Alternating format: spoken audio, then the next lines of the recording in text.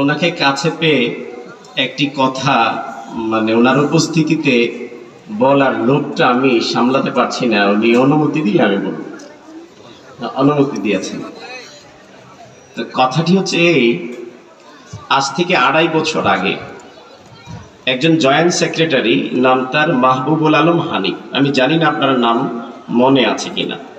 এই ভদ্রলোক বলেছিল গান শুনলে, নাটক শুনলে, সিনেমা শুনলে নাকি অন্তরের ময়লা পরিষ্কার হয়, অন্তর নাকি আলোকিত হয়। এত আস্তে করলেন নাউজুবিল্লাহ। হানিফ যে বক্তব্য দিয়েছিল এর থেকে স্পষ্ট প্রমাণ হয়েছে সে ডেট ওভার গাঁজা খেয়েছিল। কথা কয় না? ঠিক 2.5 বছর পরে আজকে অষ্টগ্রাম মিটনা মিটামইন এই অঞ্চলের এক ভদ্রলোক, সে তার বক্তব্যে সোশ্যাল মিডিয়াতে, সামাজিক যোগাযোগ মাধ্যমে ভাইরাল হয়েছে। সে বলছে বাংলাদেশটা একটা ফুলের বাগানের মতো, আর একটা ফুলের বাগান শুধুমাত্র একরকম ফুল দিয়ে কমপ্লিট হয় না। গোলাপ লাগে, চমেলি লাগে, জুই লাগে, হাসনা হেনা লাগে, অনেক রকম ফুল লাগে। সে বলছে যে বাংলাদেশ ফুলের বাগান হবে যদি এখানে ওয়াজও থাকে, নাটকও থাকে। এত আসতে বললেন নাউজুবিল্লাহ। এই অষ্টগ্রাম মিটনা মিটামইন অঞ্চলের এক ভদ্রলোক, আমার মনে হয় নামটা আপনারা জানেন কিনা, না হয় নামটা বলেই ফেলি, অ্যাডভোকেট ফজলুর রহমান। এই ভদ্রলোক বলেছে যে বাংলাদেশে নাটক থাকবে, সিনেমাও থাকবে, গানও থাকবে, গাজাও থাকবে, সবই থাকবে, তবেই নাকি এটা সুন্দর। আমাদের এই প্রাণপুরুষ, আমাদের অভিভাবক, তিনি আমাদের পুরা কিশোরগঞ্জ জেলা বিএনপির সভাপতি। আমি ওনার খিদমতে আরজ করব, এই কুলিয়ারচরবাসীর পক্ষ থেকে, কিশোরগঞ্জবাসীর পক্ষ থেকে, পুরা বাংলাদেশের পক্ষ থেকে, পুরা মুসলিম উম্মার পক্ষ থেকে এই ধরনের গাঁজাখুরি বক্তব্য যে দিয়েছে, জাতির সামনে তাকে স্পষ্ট প্রকাশ্যে নিঃশর্তভাবে তওবা করতে হবে। এজন্য বলেন ঠিক কিনা? গাঁজাখুরি বক্তব্য দিয়ে হানিফ কি দেশে আসে না পালাইছে? জোরে কয় না? কাউয়া কাউয়া কাউয়া কি আসে না পালাইছে?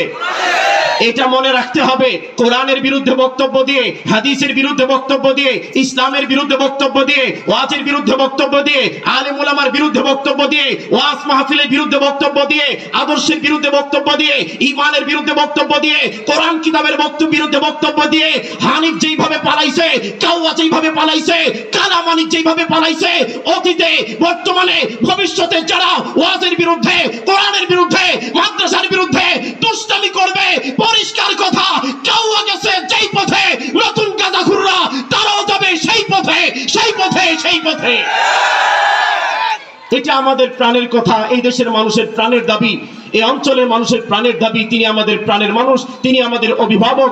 এজন্য এই আমি এখানে বসার সময় অন্তত 100 লোক আমাকে বলেছে, কমপক্ষে 100 হবে, যে যদি শরীফুল আলম সাহেব বসা থাকেন আর এই মুহূর্তে আপনার কথা বলার সুযোগ হয়, কমপক্ষে 100 লোক বলেছে যে এই দাবিটা আমাদের পক্ষ থেকে, দেশের পক্ষ থেকে, জাতির পক্ষ থেকে, ইমানদারদের পক্ষ থেকে তিনি দায়িত্বশীল হিসেবে এই দাবিটুকু অন্তত ওনার সামনে রাখা।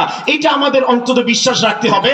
একটা ঝুড়িতে যদি অনেকগুলো আম থাকে, এর মধ্যে 2-1টা আম যদি পচা হয়, ওই পচা আমগুলোকে ঝুড়ি থেকে না ফেলে দিলে পুরাটা ঝুড়ি নষ্ট হয়ে যায়।